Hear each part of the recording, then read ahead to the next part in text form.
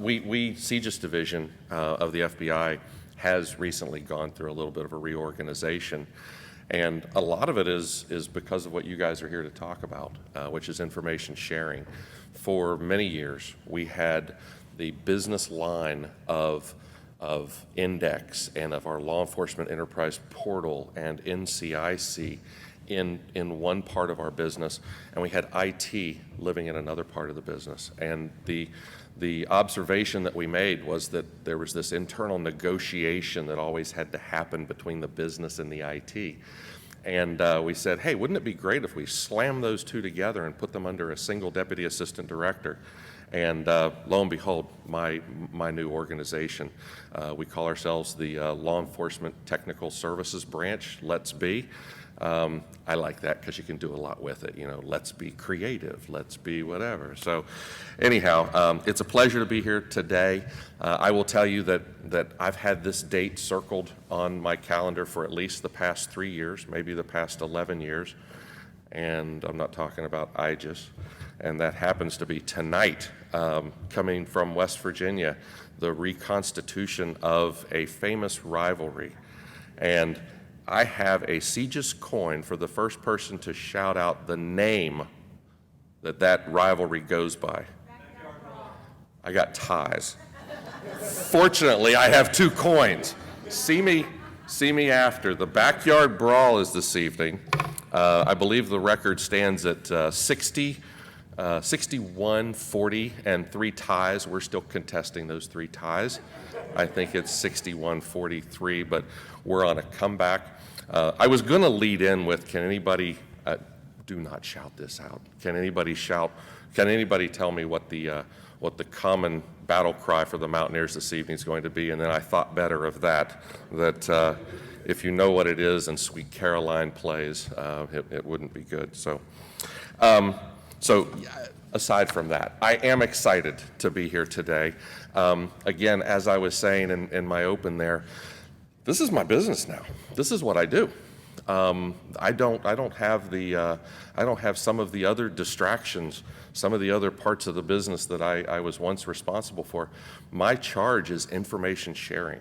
My charge is to make sure that the FBI and specifically the CJIS division are doing it well and that we're doing it right. And I'm going to tell you, let's see, I should have familiarized with myself with this. I think just the green button here, protecting the American people. I love the topic here today. I'm kind of following along with that, protecting the American people. You guys know these things. We've got NCIC. 11 million times a day we have transactions that hit NCIC. It's all about officer safety and public safety. The 1st of August, actually August 2nd, we introduced the Extreme Risk Protection Order to give law enforcement the ability to put these kinds of protective actions into NCIC. There's NICS. And you think about what we do there, ensuring not only on the affirmative that people's Second Amendment constitutional right to be able to carry a firearm and to have a successful transfer of a firearm are protected, but more importantly, keeping guns out of the hands of people who should be prohibited. 69,000 denials over the last 6 months. That's concerning because technically each one of those denials is what? It's somebody who's prohibited from having a firearm who's seeking to get a firearm. That's a felony. One would believe that this is a great nexus for keeping the American public safe. Index. I think we're all familiar with Index. It's something I'm going to talk a lot about here, but information sharing, and man, I get weekly success stories from my staff basically telling me, we were contacted by a law enforcement agency. They found a record in Index. They connected it to something else, and we were able to recover a missing child. We were able to solve possibly an active or a cold case. Index has been the feature of many of the success stories of the CJIS division over the past several years.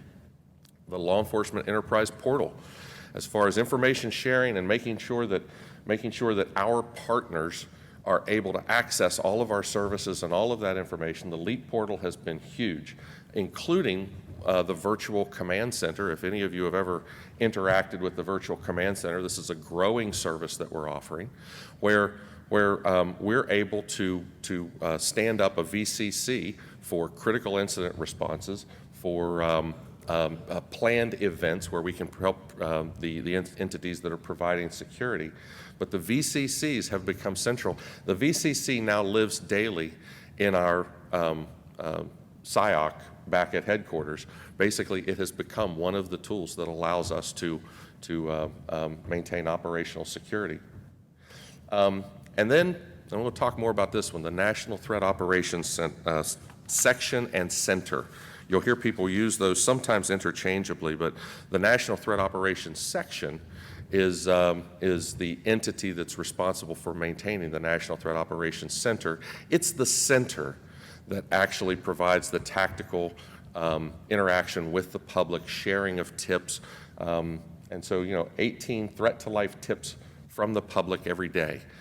18 times a day, we receive something from a tip that we action as a threat to life, meaning we dual route those frequently to both an FBI field office, a fusion center, a specific state or local agency. We action those at the highest priority across the FBI, law enforcement agencies. Everybody is tuned up for threat to life tips. Underpinning all of that is this concept of information sharing. And I guess one of the things that I'm going to point out to you, and I think this is going to take on a greater part of my dialogue in the months and years ahead, is that we've become very service focused. We look at all of these as different services. And we ask our practitioners, we ask law enforcement to kind of know how to dip in and out of each of these services to be able to connect these dots. And we actually use that terminology sometimes, connecting dots. One of the things that we need to do, one of the objectives that we have to set before us is how do we simplify this? I've had many agencies tell me, I can reliably get my officers to look at NCIC. I can reliably get them to look at NCIC.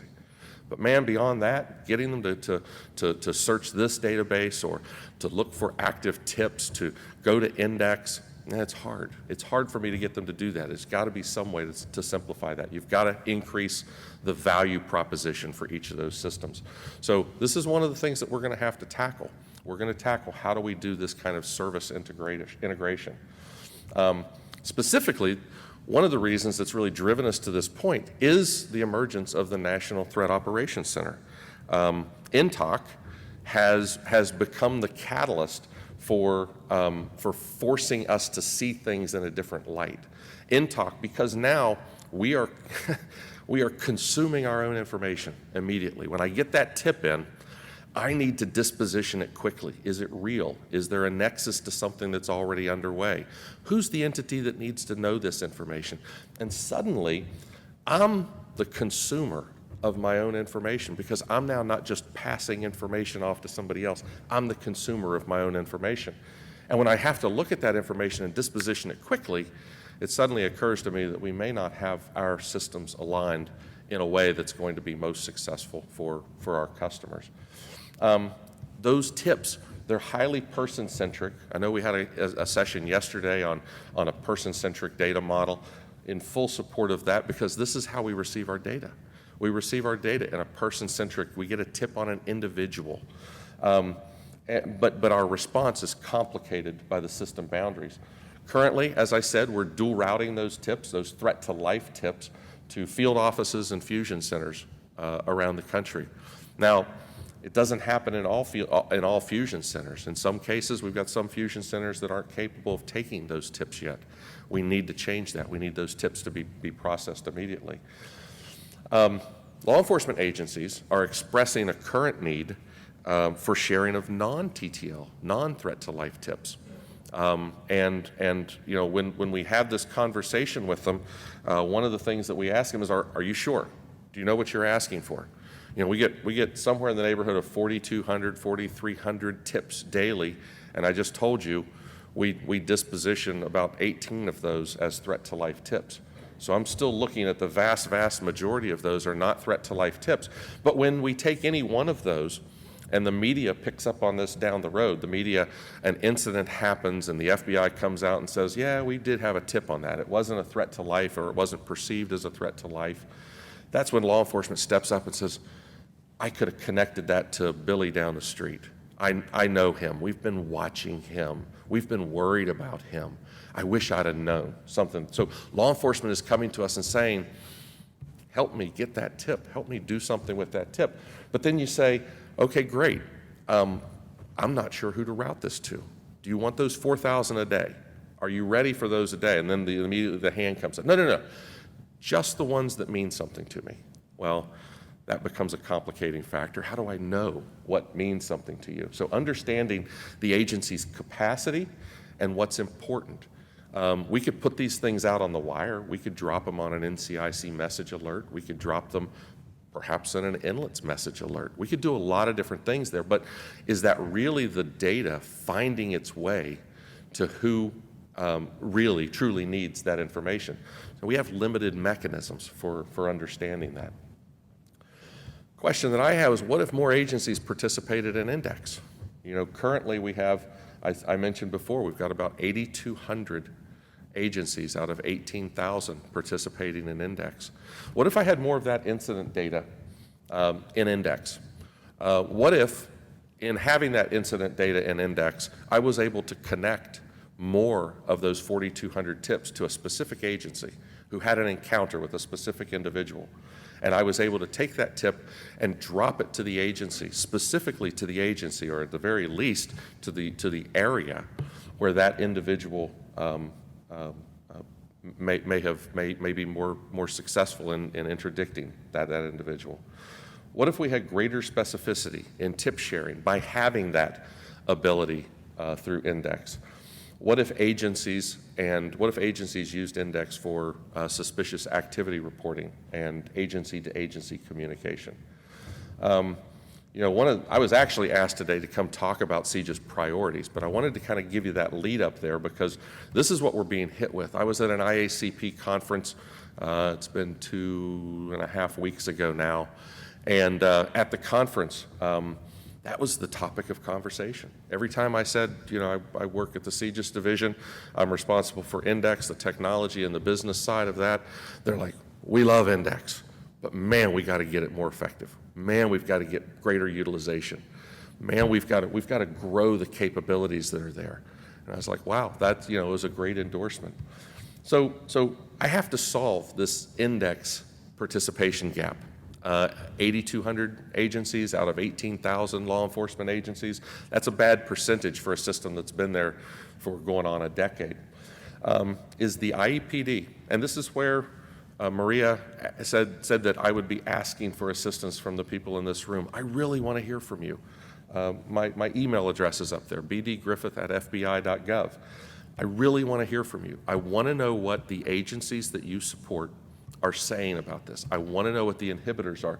Is the IEPD too complicated? Do we need to reconsider that? Is there questionable value in what Index provides? Is there protectionism? You know, that was one that I get every now and then of the data sharing rules. I need to have greater ability to specify data sharing. I want to hear from you because this is going to be a feature of what we're trying to accomplish over the next year to 2 years, is to solve this Index gap. We want to solve the problem of persistent search capability. We're using the term right now, or I'm using the term, it hasn't caught on yet, but data should find the user. I stole that from somebody. But the notion that you step into a service like Index and you make a query, and you might not get any information back. You might run a query against any of CJIS systems, and you might not get information back. Does that mean that you're finished caring about that individual? I don't think so. You're probably in the midst of an active investigation. What about persistent search?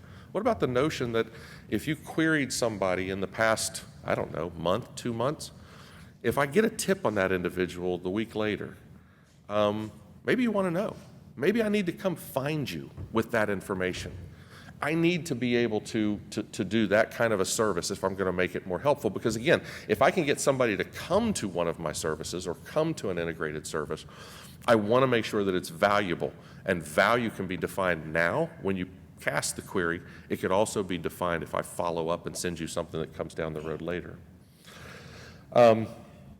We need to move, as I mentioned, priority, we need to move to a view of CJIS rather than individual systems. I think that through the years we've allowed ourselves to become a little siloed. I say a little siloed. I wouldn't be surprised to see a couple Snickers out there. We've become siloed. And I think that we need to look at this information as criminal justice information, and we need to look at how we can serve it up more effectively using both our policy and relationships, but also the technologies.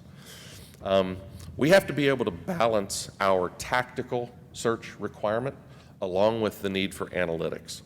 At an IACP meeting, not the same one, but the one about 8 months ago, at an IACP meeting, one of the CJIS committee meetings, an individual said, you know, we need to be able to search all of CJIS systems through NCIC.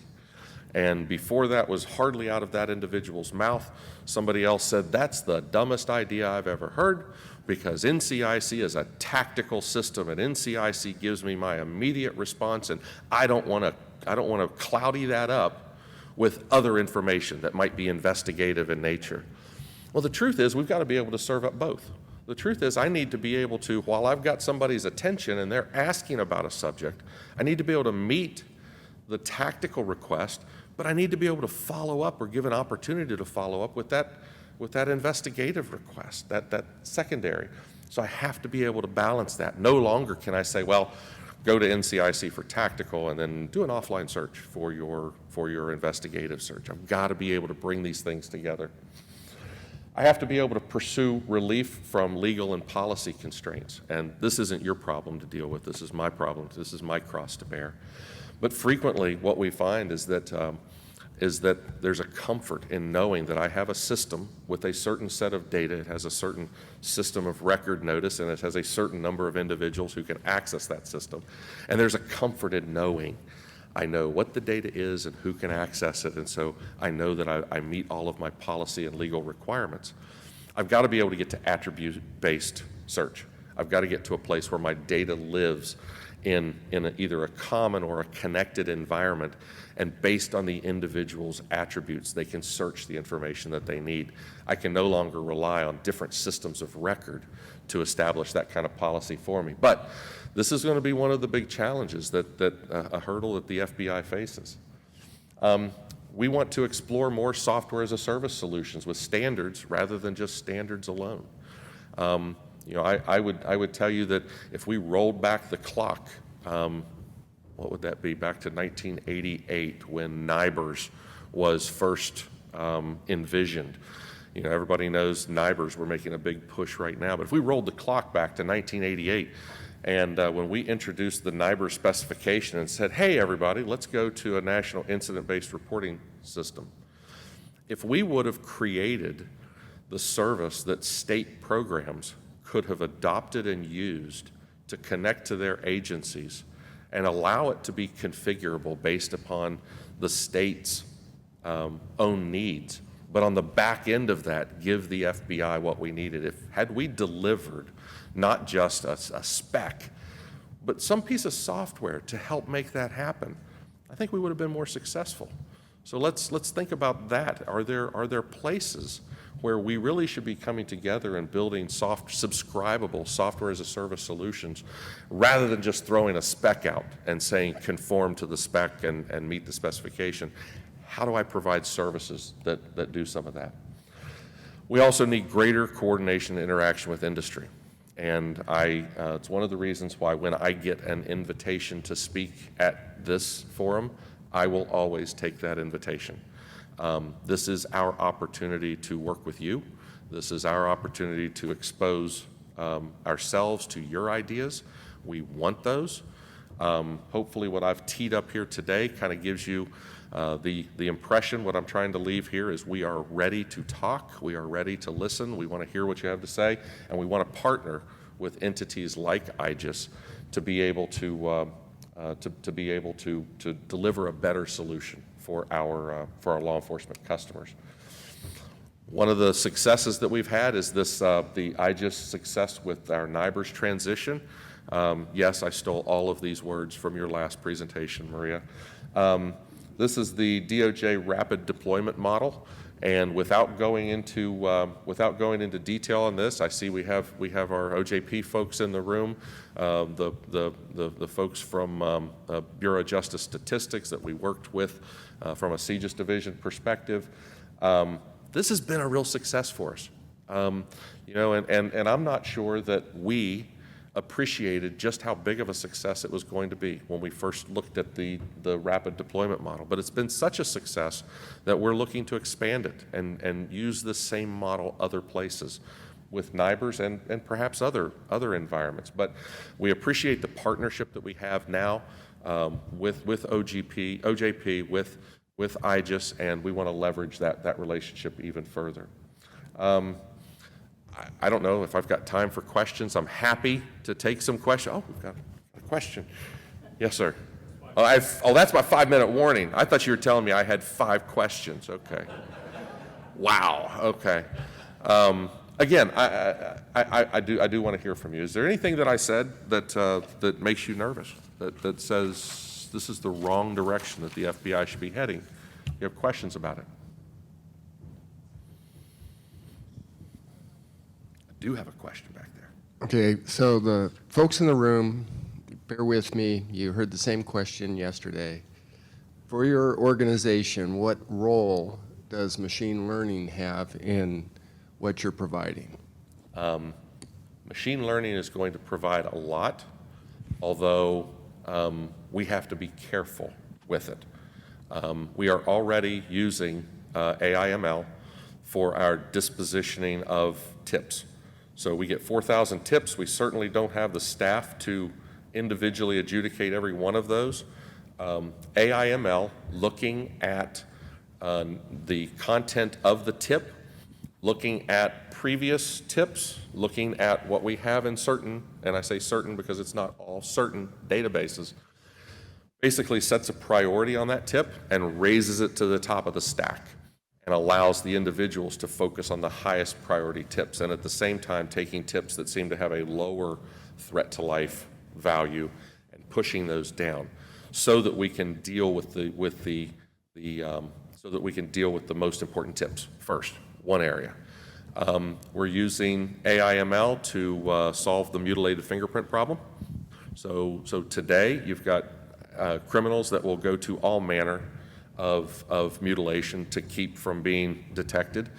They will bite the ends of their fingertips off. They'll have them surgically replaced. They'll have their toe prints sewed on their fingerprints. It's amazing. I mean, the commitment to your craft to do something like that, that's amazing. But we've found that machine learning can help us identify mutilated fingerprints. We can identify inconsistent patterns that allow us to say that is not an original, that's not a natural print, and we're able to then take those offline, do more investigation of other things that we have, looking at our latent repository for one, and so AI/ML is playing a role in that. We want AI/ML to play a role in how we bring our data together and understanding where we can find additional value in non-obvious relationships. So AI/ML is going to play a huge role going forward in probably just about every aspect. What we have to be careful of, and this is something, I worked machine learning, and they didn't call it AI at the time, but artificial machine learning in the aerospace industry years ago. We did autonomous learning vehicles, basically cooperative control of unmanned vehicles, and it was all machine learning.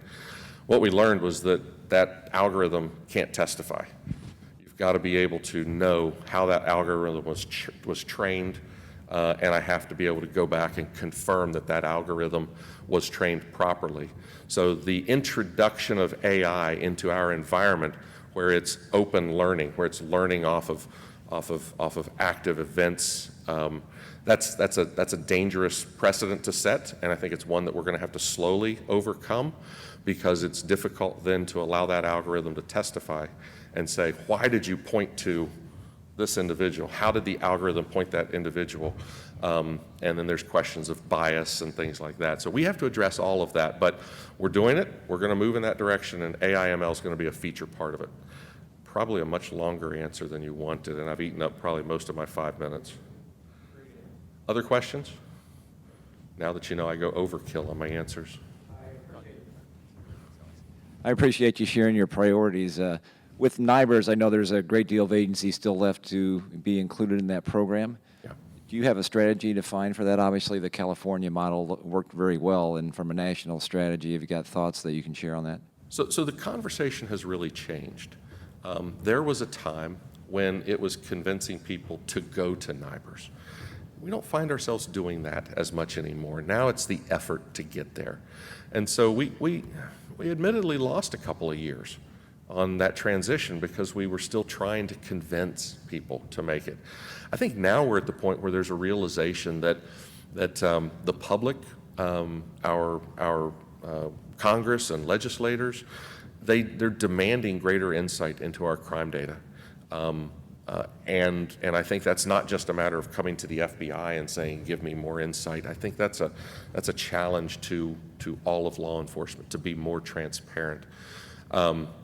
Things are going to happen, and when those things happen, if it's found out that an agency, a state, a bureau is not being transparent with crime statistics and crime information, there's going to be a public reckoning on that. We just see that happening. So I think we're past the notion of getting people interested in going and wanting to go. I think now it's just the hard work of doing it. We had a grant program that was kindly facilitated by BJS. That was very successful. I anticipate maybe looking at continuing that model in the future, trying to help some agencies get where they need to go. Yeah, we're reaching out to those. When we started this, the idea under the NCSX program was that there was a certain number of agencies that if we got them to incident-based reporting, that we would be in a position to be able to answer the crime trending and the crime statistics for the entire country. I think we're going to focus on those agencies. We're going to focus on getting them there, and until they're there, we have a great approach that BJS in cooperation with RTI put together a great estimation approach that's going to help try to fill some of that gap. So I think we got a good plan. That said, I fully expect this fall to be very interesting in the media, okay? As we start coming out and announcing what we are and are not able to produce from a crime statistics standpoint, you'll get all manner of speculation as to why. The best we can do is stand firm on the fact that we've been pushing this and moving toward this model for a long time. And without the deadline, I don't think we would have gotten here. Without the deadline, without the no fooling, we're going. I don't think we get to a point where we've got the level of participation that we have today.